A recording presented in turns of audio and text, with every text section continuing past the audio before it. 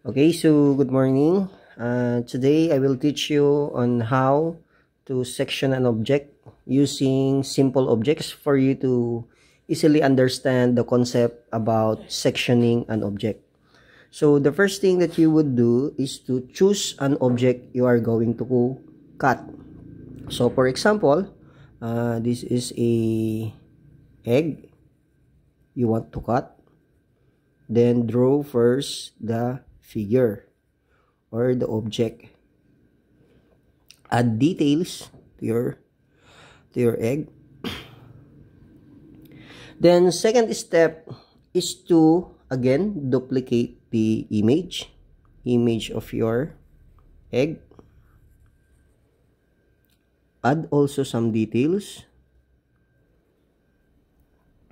Then indicate where to cut the object by putting a cutting plane line.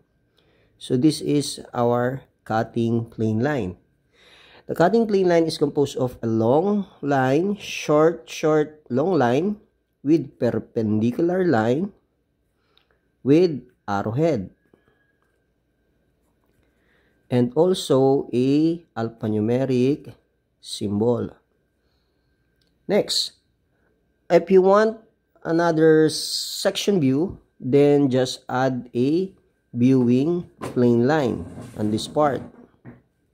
So a viewing plane line is composed of short dashes of lines, perpendicular line with arrowhead. And also, it has also an alphanumeric symbol. Take note that these lines are thick lines, okay? So thick lines dagitoy. Thick lines, cutting plane line and a viewing plane line. So the use of this viewing plane line and cutting plane line is to indicate where to cut the object. When? Okay. Then the third step is again, you are now going to cut this object. So, draw the cut part of the egg. So, this is now the cut surface of the egg, which has two parts. The white part and the yellow part. Let's add some details for us to know where exactly the object was cut.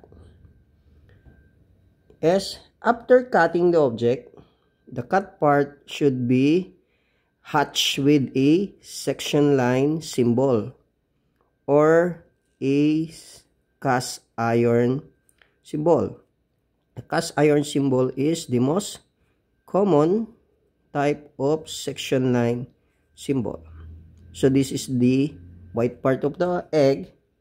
And in the yellow part, then change the angle of the section line or the cast iron. This is to indicate that the cut part has two types of material. The white one and the yellow part. The next, we have also here the cut surface or cut object, which will be this one. The next, another is the other side of the egg. Then add the details. This is where the object was cut. So let's add details here. Okay. Let's add details there. Then again, this part of the egg has two materials also. The yellow one and the white part.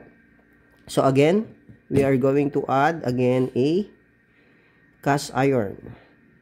The most common type used when sectioning or adding a section line into a cut part of an object. Next, the third step would be to label your section view.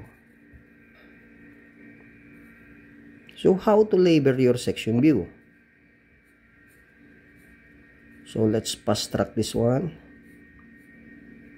Okay. Add details. Okay. We are going to label this one with the use of our alphanumeric symbol, which is A and A. So, this one will be section view A dash A. And the other part of the egg is section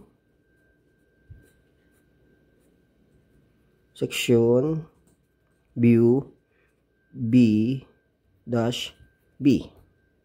So this is the cycle on how to section an object. Okay. First is to choose an object you want to cut. Second is to indicate where to cut the object. Third is add section line into the cut part of the object.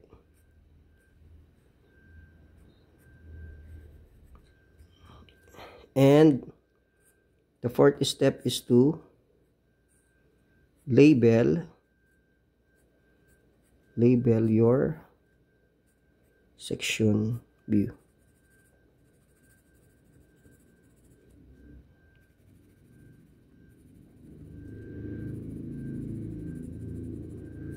Okay, so this is the concept about sectioning an object.